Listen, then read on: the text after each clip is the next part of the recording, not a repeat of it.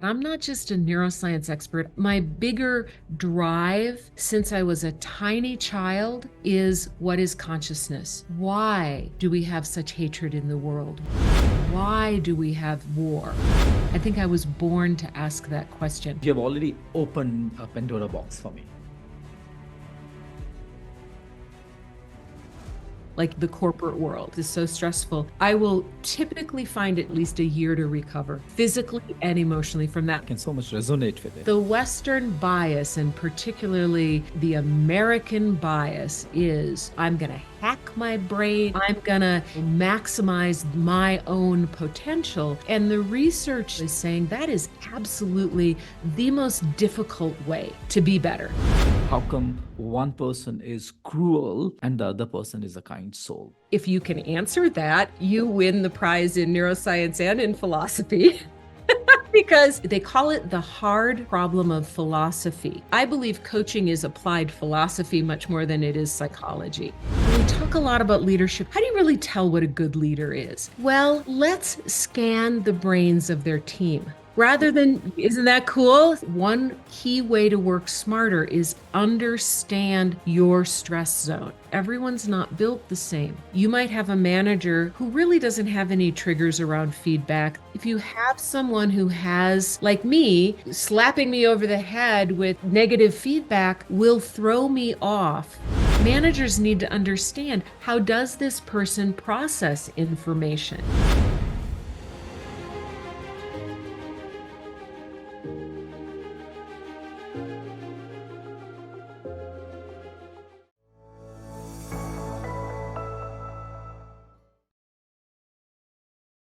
Hey, welcome, and such a pleasure having you here.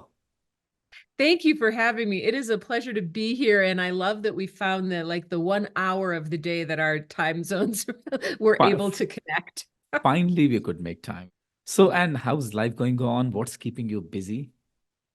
Oh my gosh. Life is very, very good. I live in Santa Fe, New Mexico, which is in the American Southwest. And the name of the tagline for New Mexico is the land of enchantment.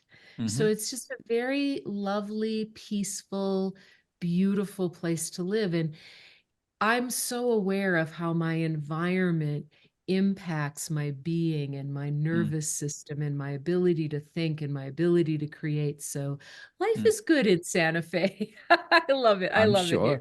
And if you would not know, who else would? Yeah. Right. Right. Well, you know what I would say is I think a lot of people have had to become a little numb to how the people and the situations they're in are actually impacting their Yeah. ability to think, their ability to be. I don't know if you've noticed this, but one of the things that I find if I'm working with a client who finally has had enough, like in the corporate world, they're like, I've just had enough. This is so stressful. I will typically find it takes them at least a year to recover Yeah. physically and emotionally from that. I don't know if you've noticed that as well. Yeah, I can so much resonate with it because the environment that you're a part of, the people that you hang around with, impacts the consciousness at which you are vibrating at. It impacts Absolutely. your thought process, it impacts your emotions, as you mentioned, physically, psychologically, somatically, in all possible shapes and forms. It has an impact onto you. The bias, at least I'm going to own it as a very Western bias, and you can talk to me culturally to see, help me with this.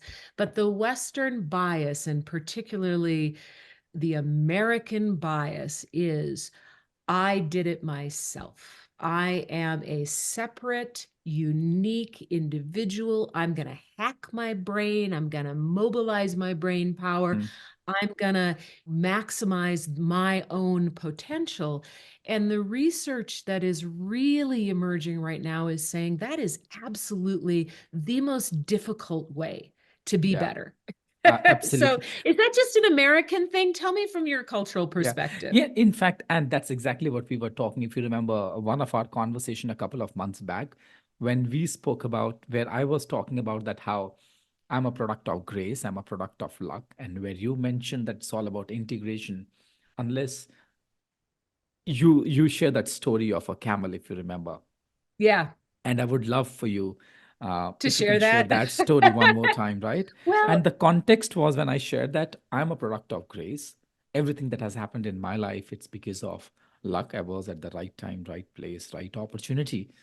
And for the longest period of time, and every time when people compliment me or they would acknowledge something in me, they would appreciate something in me, I would tell them, I would respond to them in this way: मुझसे you मेरी इतनी तारीफ ना कर.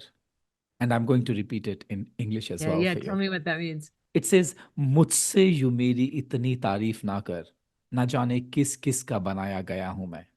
What it means is, don't be so kind to me. Don't acknowledge me so much. Please don't appreciate me so much. Even I don't know who all have helped me become who I am. Mm, mm, Even I'm not aware who all have contributed to my life, helped me become who I am. hmm. So, but would love to hear your story of the camel. Oh, Let's well, let's share that. to me, it's all, again, how do I pull things together because for me, and and I think this is one of the things we connect around, is that I'm not just a neuroscience expert. My bigger drive since I was a tiny child is what is consciousness? Why do we have such hatred in the world? Why do we have war? That is the thing. That is the question I've asked myself since I was really little. I think I was born to ask that question. What is consciousness? Why is it that some people find it so easy to be gracious, others find it so difficult? That has led me into studies in neuroscience, in trauma, in coaching originally, so many different things. And the key factor that I have seen that for me is indicative of higher levels of awareness and therefore effectiveness in the world is integration, personal and interpersonal integration. And I use the definition from Dr. Dan Siegel, which is that integration is first you have to differentiate what is different and special about you, and then you have to link it. So we have people on the one side, and we might say they're very narcissistic, who are like, it's all me. I did it all. Thank you for noticing what a special human being I am, right? And then we have people on the other side who are like, I am just part of a vast consciousness, and it's hard for me to even know how this even happened. Hmm. And I don't like the one, I like the other better, but I think there is a power in being able to say, there are some things about me that I can Hmm. own, that I've worked for, that Hmm. I've challenged myself with. Hmm. And I exist as part of an interconnected whole. And I don't always know everything that's operating in my favor. Or, I have a deep belief that there were things that I was born to do. And as long as I don't get too much in the way of Hmm. this purpose, it can't help but happen because that's what I'm here for. Yeah, yeah, But I beautiful. had to so the story, do you want me to tell the camel story? It's a short one. I don't know where it comes from. It sounds very Sufi to me, but we'll just say that. So the story is there is a wise man, guru, traveling in the desert with his servant, and they come to camp for the night. And the wise man says to the servant, tie the camel before we go to bed. The next morning, they wake up and the camel is gone. And the wise man says to the servant, why didn't you tie the camel? Hmm. The servant says, you are always saying, God will provide, God will provide. And the wise man says to the servant, yes, but you are the hands of God on earth. Yeah, And the moral of the story is trust in the universe, but tie your camel. yeah. And it's kind of like we still have to have some sort of will that says, oh, I will do that thing. Yes. Hmm. The question that we need to ask ourselves is, have I tied my camel today? And if not, I cannot continue to ask the universal power that you are here to provide me, you are here to provide me. Right. And it's sort of like, if you remember the movie The Secret, which is not one of my favorite movies from a neuroscience perspective, but I can talk a little bit about that. And there's Yeah. sort of this idea, if I just visualize a diamond necklace, the diamond necklace is gonna Yeah. come to me. Probably not if you never leave the house. Mm, mm, mm. Right. So, and you have already opened a Pandora box for me. One is, Okay, of tell course, me. I wanted to dig deeper in neuroscience in the context of leadership, not only in the Yes. context of coaching. So that's one thing that I had at the top of my head. You just spoke about consciousness. You have just introduced the term purpose. Now, here are three different lanes we can dive into. I'm just wondering, what is consciousness? How would you define that? And you spoke about that people vibrate at different levels. How come one person is cruel and the other person is a kind soul? How Yeah. come one leader is able to envisage and think of a future 100 years from now? On the other hand, the other person is still struggling to delegate a small task that he has, that she has in her hand Right. to his team members, to her team members. So there's numerous factors, of course. So there's, numerous intersecting factors, and some of which may have to do with, we could call it from a more logical, linear place, we could just call it personality. Mhm, We might say, fate or grace, but it mhm, could be personality, what you're sort of destined for or what you love. There, some of it, and more than I started studying trauma about 5 or 6 years ago. And I really want coaches to have to have more of an understanding of it, even if they don't take it on as, their thing, mm, because I think there is so much trauma in everyone's life mm. that it is part of the human experience to have a With you certain, on that. so we don't understand it, and we think everybody's kind of a clean slate. No. And being able to tune to how do you work with that, I think it would be very beneficial. So there's trauma. We'll set those aside for a minute Mhm, and then say, first of all, the question is, what is consciousness? Well, what I like to say to people is, if you can answer that, you win the prize in neuroscience and in philosophy. mm, because in all the writings of all of the wisdom of the world, this is, they call it the hard problem of philosophy. mm, And this actually came up, I want to say about 20 years ago, where one of the leaders in this area of philosophy, theory of mind, and the philosophy of the mind, basically said, we talk about consciousness all the time, but nobody knows what it actually is. mm, The definition that we might use, so I'm going to give you two different things. One is, consciousness is the awareness of our awareness. That's one way of thinking about it. mhm, But neuroscience has not. My belief is that that type of consciousness, like I'm aware of my awareness, is what I say is, it is the emergent property of a complex system. You are mm, not going to find it in one place. It mm, is a complex system, mm, and this property emerges from the complexity of our being, including our body. And we were talking about somatics before. mm, So our body is part of our consciousness, and even each other mm. is part of the complexity of our system. So I don't think you're going to find it in one place. Yeah. But then what I prefer to think about and work with is, I like to say, I'm just going to take fundamental consciousness as a given. I'm not so Mm, interested in that. I don't really care about that. What mm, I care about is, what level of consciousness are you? mm, mm, mm, Are you operating out of pure automatic, non-thinking, non-questioning sort of programming, or are you operating in a way where you have access to thoughtfulness? mm, And how integrated is your complex system? So mm. let me pause there and see what's coming up Yeah. for you as I Yeah. talk about that. No, I'm just loving it. And especially the last thing that you mentioned, that how integrated our consciousness is with the complex system that we are a part of. And I love it that consciousness is the awareness of the awareness. I don't know where, but sometime back, I heard that consciousness is equal to, it's a mathematical equation. Consciousness is equal to awareness plus purpose. If your purpose is around about your own well being, that you're vibrating at certain level. And as you continue to grow vertically and you expand your purpose and you're willing to go beyond that, your level of consciousness is I growing. think I would say that that would be a very strong contributing factor. I like that.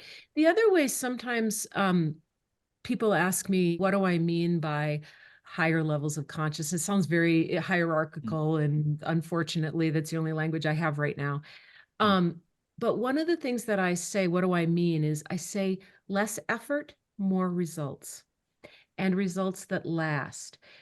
mm, So if it's all about me and I find you on the street and I hold up a gun and I tell you, give me your wallet, I can get an immediate result and you can give me your wallet. Um, but what's going to happen is that's not a lasting result. That doesn't grow anything or create anything. And I run the risk of the police coming for me or you beating me up. mm, It's not a productive way mm, of being. But if we are working together on a project and we say, this thing that's really going to help people and let's work together, where can we get money from? Who can we ask? We're growing something. People are more likely to give us money to support us if they feel like what we're doing is ethical mm, and helpful and going to make a better world. That was a very mm, silly example, but mm. that then something grows from there. Yeah, yeah. And I would also bring in, as I'm just listening to you, the other words which are coming to me are ease. Um, the Right. more the more we grow in consciousness, I'm at ease with my own self. The less effort that you spoke about is the ease which is in alignment to being in I love that. flow and I love it. And let me give a business example of this because I Mhm, think, and when you are at ease with yourself, mm, so I got two examples. One is from my early days of coaching. I'm a professional coach. I've been a coach for over 20 years, 23 years. Oh my gosh. wow. And in the early days of coaching, when I would meet a new client, I was not at ease. I Mm, was like a new potential client, and I was yeah, like, oh my God, I need to prove myself and I need the money. And you could feel that. You could feel, and we feel each other's emotional state. yeah. And now the ease is, if someone comes to me for coaching, I'm not attached. I want to Mm, know, can I serve? Can I help? That's the purpose you're talking about. Is this the right fit?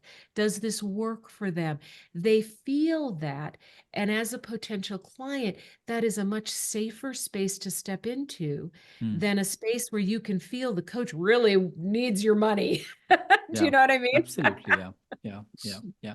And when we are talking about consciousness, um, what I'm gathering is the more we grow in terms of raising our consciousness, one, our awareness around awareness that grows, the ease grows, the efforts come down. And overall, when the purpose grows, that means I'm able to think beyond myself, right? I'm Yeah. able to be more inclusive in the world that I'm a part of.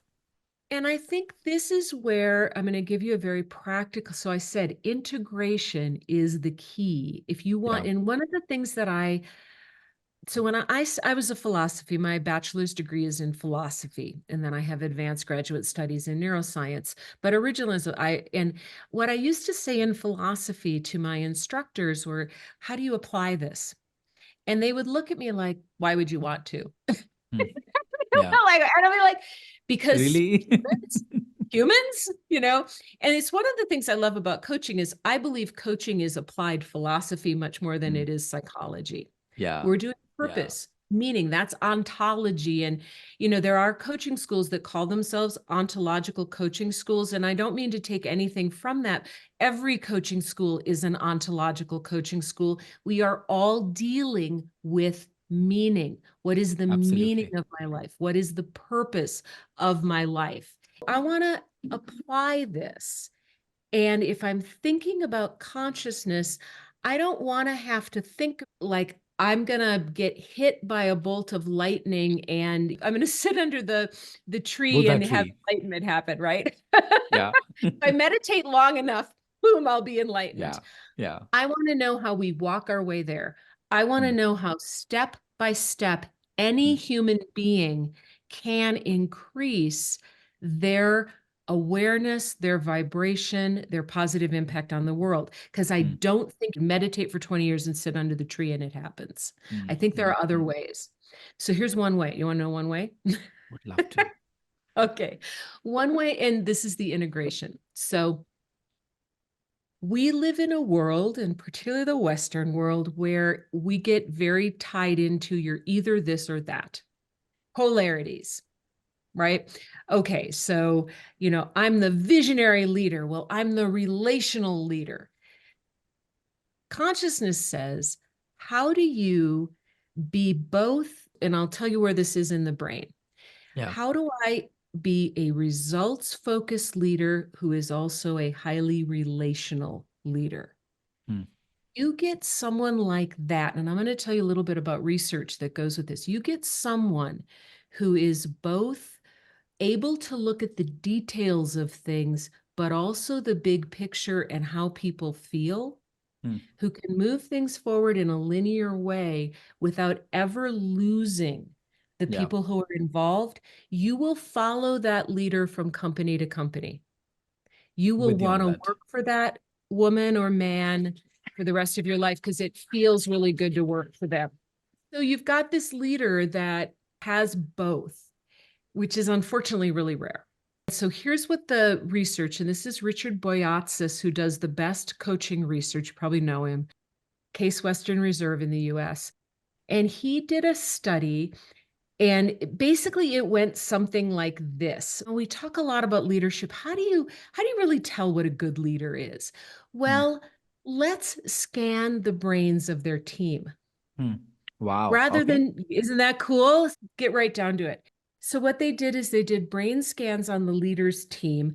I don't Mm, remember exactly what the protocol was. I think it was, you think about a recent interaction with this leader. mm, mm, mm, mm, They looked for two different states, what he calls a positive emotional attractor state or a negative emotional mm, attractor state. Basically, were the people sort of open and in a toward state toward the leader, or were they more closed and in an away state? mm, mm, mm, mm, And what they found, and then they scanned the leader's brain. And here, this is what I'm remembering. I hope it's accurate. mm, What they found is the teams who were more likely to be in a toward state, one of the key factors was the leader had more dual firing. They were more mm. right brain and And more left left brain. brain. Mm, Mhm. It wasn't the right brain activated leader. Now we know people aren't right or left brain, but contextually, as mm, they were thinking about their leadership, where was a mm, little more mm. activity Yeah. going? This Yeah. is what I remember.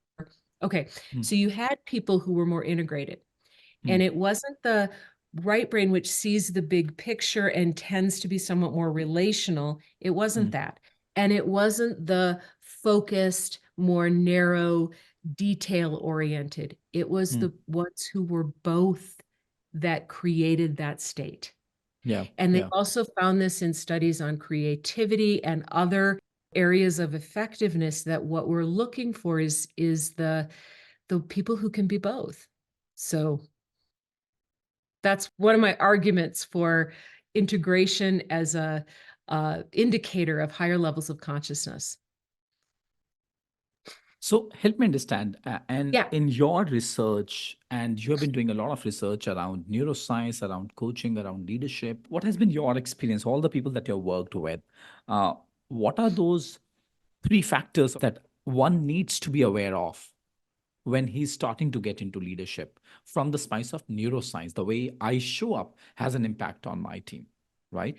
It's a really great question. The kind of research I do is more literature review. I don't do my own independent research. So I look at the research and try to make sense of it from a human development perspective. One key factor, I'll go there first, is be aware of your own relationship to stress, and also be aware that your relationship to stress is not everyone else's relationship to stress. This is key for managers. So our higher brain, you probably know this, but our higher brain has a U curve of stress. It has a Goldilocks zone. It has this ideal zone where we have enough stimulation that we're awake and we're like on fire. If we're bored, our brains don't work as well. But if it goes over the curve, we also lose effectiveness. We get flooded. So we either don't have enough neurotransmitter activity if we're bored, or we have so much that we can't focus. And so I think for me, when I run a company, um, constantly am asking myself, what's my zone?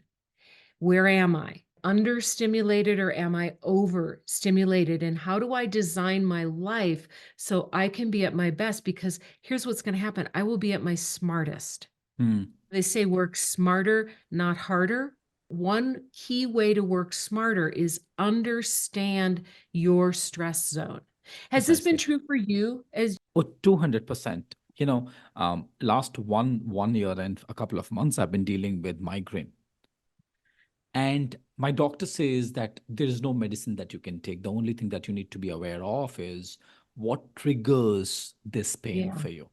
And as I'm just listening to you, I think with awareness comes choices. yeah. And the more awareness I have of what might be my stimulators, I can actually control them and keep them outside my door, Right. right? Well, that's a key one. And then, and this is, I used to train new managers or people who are working in a leadership program at GE.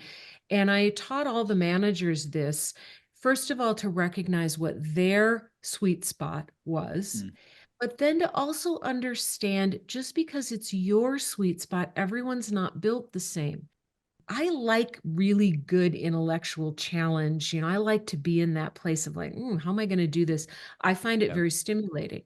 Not everyone would thrive with the kind of workload that is my sweet spot. However, I don't like a lot of emotional stress. I don't like people being mad at me. I really Yeah. don't. Yeah. And I've gotten better. I've expanded my zone. I'm better at that. And I've gotten better with boundaries. Other people might not be so, they may be, oh, whatever, that's fine. That's just their Yeah. opinion. For me, if I get a negative comment, I've had to really work not to have that bring in a huge neurotransmitter flux. You might have a manager who really doesn't have any triggers around feedback. They Mm, love a good feedback. Tell me what I'm doing wrong. Not a mm, problem. Thank you. They might assume everyone on their team is like that. mm, If you have someone who has, like me, slapping me over the head with negative feedback will throw me off and will impact my ability to think. It doesn't mean I don't ever want to hear what I'm doing wrong, but mm, it means you can't just dump it on me like a bucket of cold water because mm, I will lose productivity for the rest of the day. mm, Now, I'm working on that. I understand that's partially me, but mm, it's like managers need to understand, how does this person process mm. information? And it Yeah. might not be like me. Mm.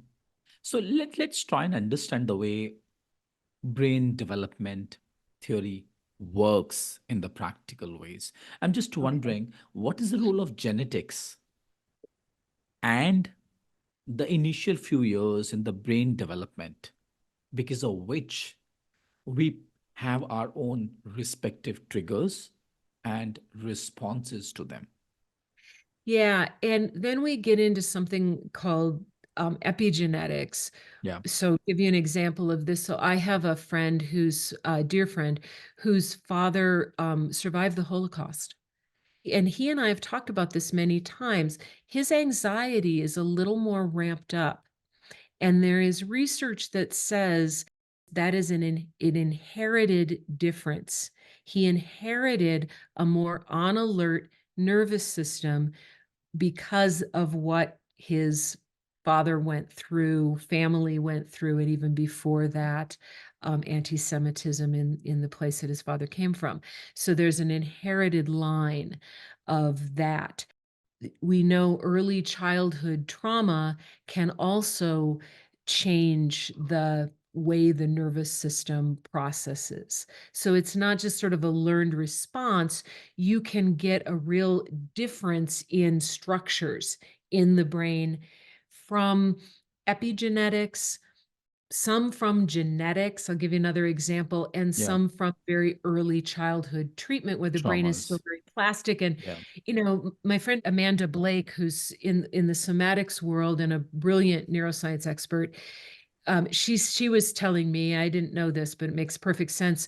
The brain is the least developed part of us when we're born. And she gives this example of that. When you're born, your hand looks pretty much like your hand. Your brain looks nothing like it will be when it's an adult. Mm.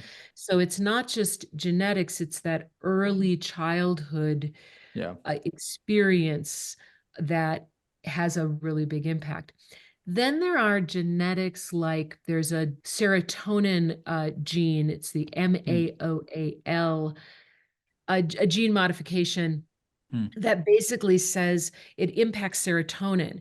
And people who have this gene difference have Mm. a very hard time regulating their anger, Makes sense. because Makes sense. serotonin helps us recover from strong emotions. And Mm. so this gene, they call it the warrior gene, and Mm. it is pretty much 100% going to be there in a psychopath. Mm. And you don't have to be a psychopath to have this, but it makes it very, very hard if something happens for the person to calm themselves down. Mm. I Yeah. don't know Yeah. what percent of the population, but that would be a gene um, aspect Mm. of brain development. Yeah. Yeah, and that's the reason if you just notice different children, they have different temperament. And you would wonder, where are they picking this up? But it's even what's happening in utero. Is the mother more stressed? Is there more stress in the Mm. environment that the fetus is picking up through the mom's hormonal Mm. response to stress? And you could have one child, maybe the first child, where the parents aren't as stable, there's more stress, there's more insecurity. By the time the second child comes along, maybe there's more money coming into the household, everything's a little more calm, they're less nervous about having a baby, and Mm. the second child is a little more like, everything's fine, and the first Yeah. child's more anxious. Yeah. And that could just be one factor. So Mm. we're very complicated human beings. Yeah. We are. I think we are complicated in our own respective ways. And when we get to the complex system, initially we are not well integrated, as you mentioned. It's very important to get integrated in the complex system that we are a part of. And because of the lack of the integration, what ends up is too much of chaos inside. And that's where we Yeah, start to look at um, stillness around us. Yeah. mindfulness is so helpful because it kind Mm. of helps that snow globe, that sand sort of Yeah. that sandstorm in our brain kind of settle down. When I think about systems, um, for me, a healthy system, if I'm working in a system, I have my own business and then I work with a wonderful organization called coaching.com. And what I love about working with them is they are a system, but there's room for me to be an individual as I work with them. And Mm. that's a healthy system. A healthy system is not everybody has to be the same and we all agree on everything and we're just homogenized into this and I lose my identity. And that's a Mm. family system, that's a workplace system, that's even the system of two friends. Mm. I Yeah. need to be able to be who I am, but also be open to others in the system. And if I can be, I like to call it, be clear, but permeable, then there's a healthy system. And I think that's what collaboration is all about. Absolutely. Yeah.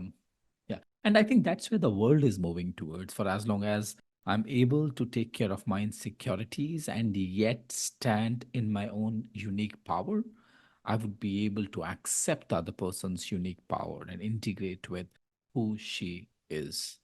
I love that. So I have a very good friend and colleague whose Mm, expertise is on generations, and I'm a huge, huge fan. And we've talked a lot about some of the millennial attitudes and even Gen Z attitudes in the workplace. And she works in primarily, I think, in the US. And that, millennials were coming into the workplace, and I think even more so Gen Z, and saying, I don't want to do that. I don't mm, want to work that way.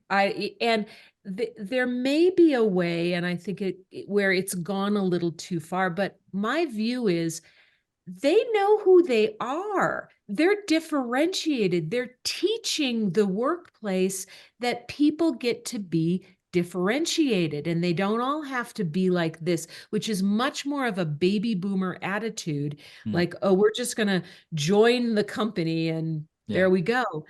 Now, have they swung too far? Yes, because that's how change happens. We have yeah. to go to one side before we find the easy middle. The world is talking about neuroplasticity. And I have a very limited understanding of neuroplasticity. One, what is neuroplasticity? And what can a leader leverage from Uh, neuroplasticity? it's a great question. So neuroplasticity fundamentally is that the brain is plastic. And this is my own ignorance. I never really thought about the properties of plastic before, but plastic means you can shape and mold it. Mm, It's the quality of being plastic mm, means moldable, shapeable, changeable. Neuroplasticity, it's a newer understanding in neuroscience. I don't even know how old, mm, not like the last 10 years, like the last 50, but that the brain continues to change and grow based on its experience, mm, based on perception of reward, perception of threat, the environment that it's in. So many things impact what neural pathways get strengthened mm, or get pruned.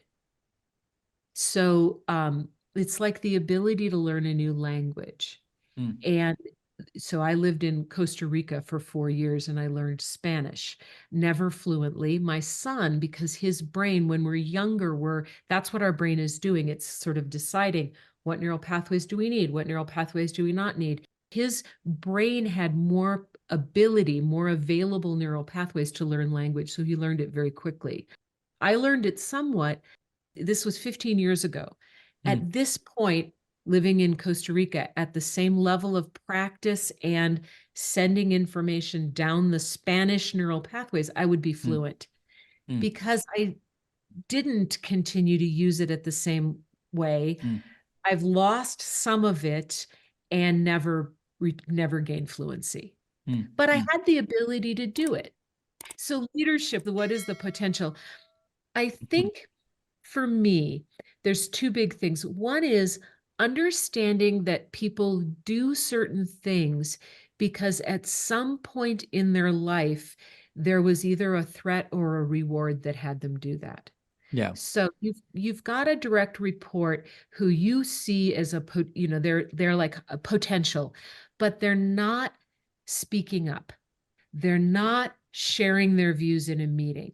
And you're Mm, like, come on, yeah. you know, speak up. Well, understanding that at some point, maybe a protective belief was sort of wired in because Mm, maybe if they spoke up in their family, they'd get criticized. mm, So mm, you have to, on the one hand, you have to understand they have a very strong neural pathway that may not be serving them, and then help them slowly but persistently persistently. develop a new one. Yeah. And that's where coaching comes in. That's why every leader should have the ability to coach, because you will not help that person develop a new neural pathway by just telling them what to do. You do Yeah. by asking, what's important to you? Where do you want to go? How do you see speaking up in meetings as being helpful for your goals in this organization? Mm. Good. What would be a small step that you could start practicing and celebrating Yeah. Yeah. little by I- little? I'm just wondering, Anne, in coaching, I'm sure you would have witnessed that with your 23 years of experience. So at times, people find it extremely difficult to bring a change in their behavior, or at one point in time, they just give up. And I'm just wondering, in those circumstances, what's going on in individuals' brain, which is Yeah. either not allowing them to make the necessary shifts or giving them a signal that it is beyond your efforts now. I think a lot of this is that it is too much cognitive load. Mm, So we start out, it's the first of the year, and everybody's going to go to the gym and lose weight, right? And mm, we're mm, very excited, and that motivation and the vision, and maybe we even talk to a coach, we've got a vision, and we're going to go do that. But the old habits, so it's the old neural path, the existing neural pathways, they say they're on alert and quick to fire.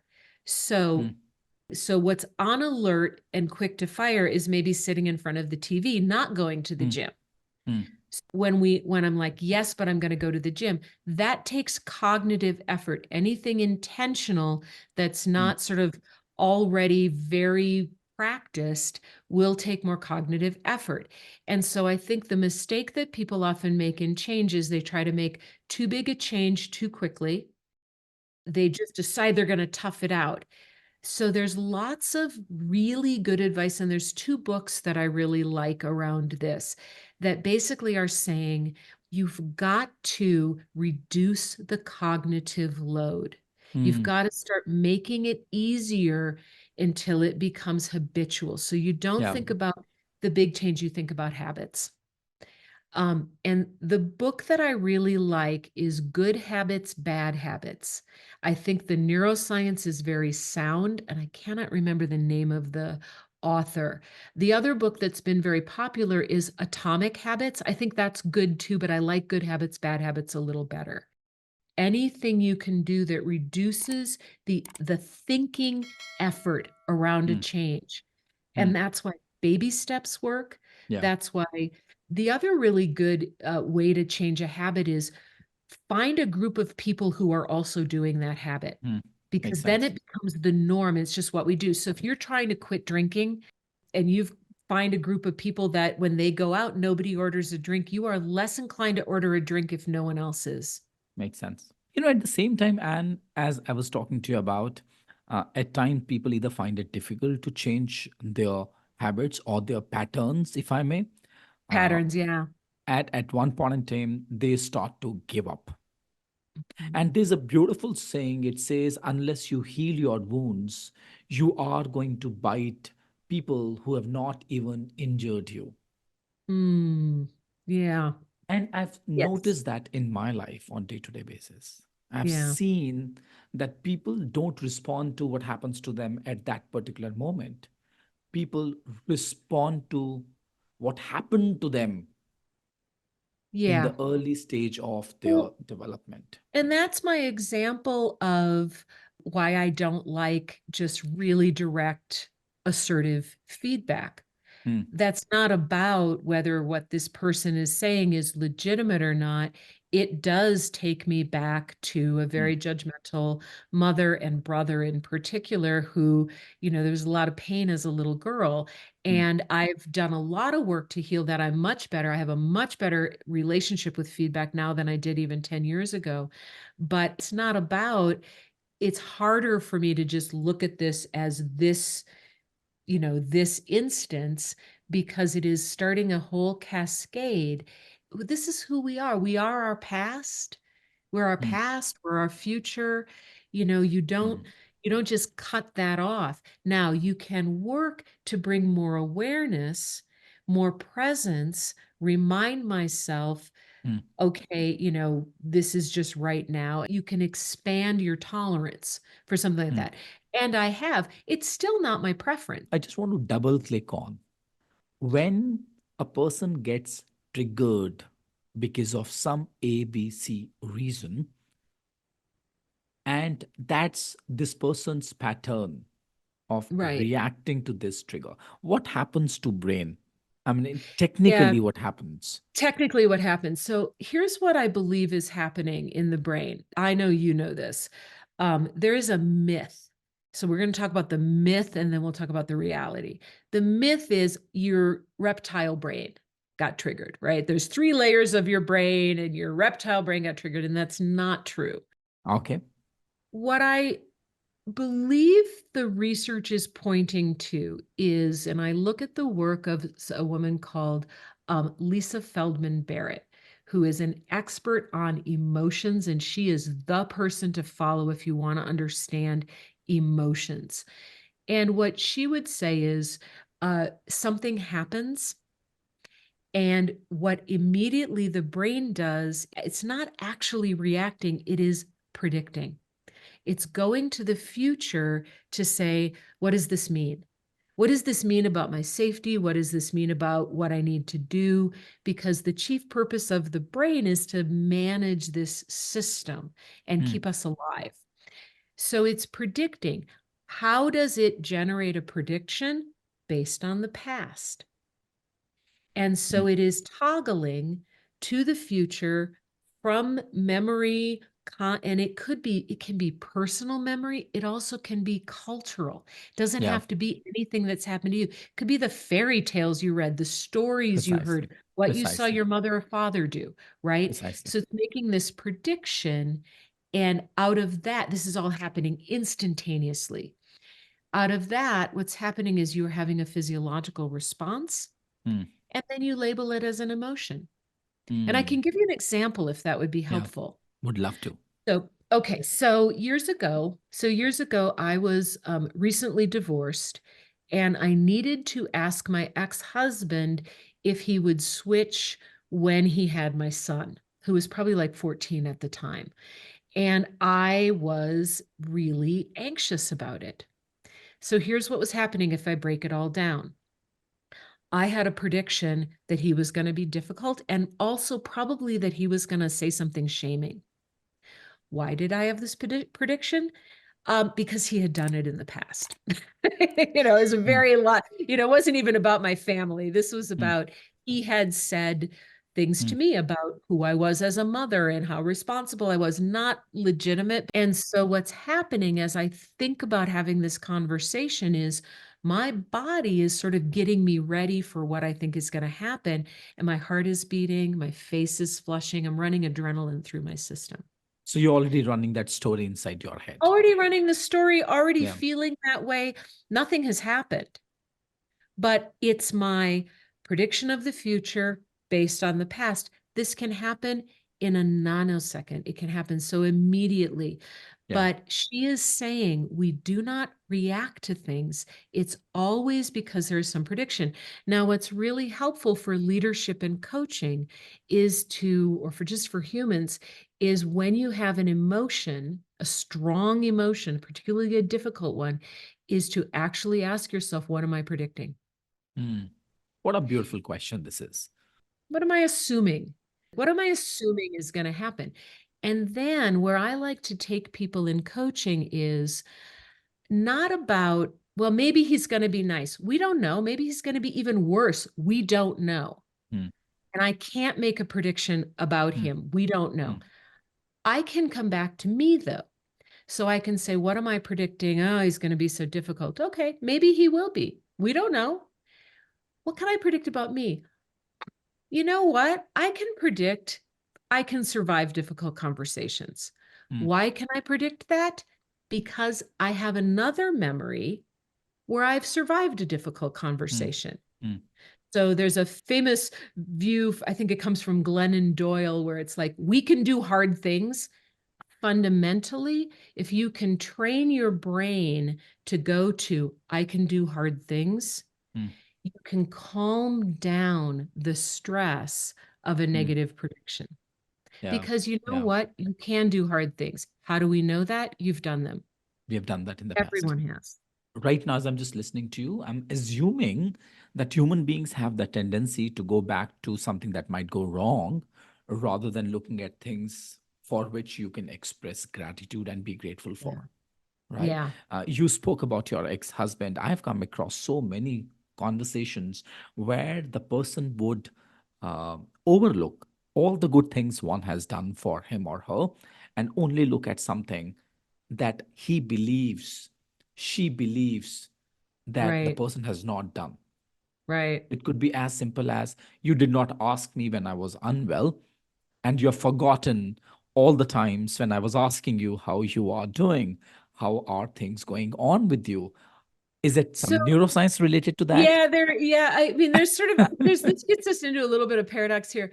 So there's a wonderful man in the neuroscience and human development world named Rick Hansen. He wrote a beautiful book called The Buddha's Brain. Mm, And he has a saying that the brain is Teflon for positive, Velcro for negative.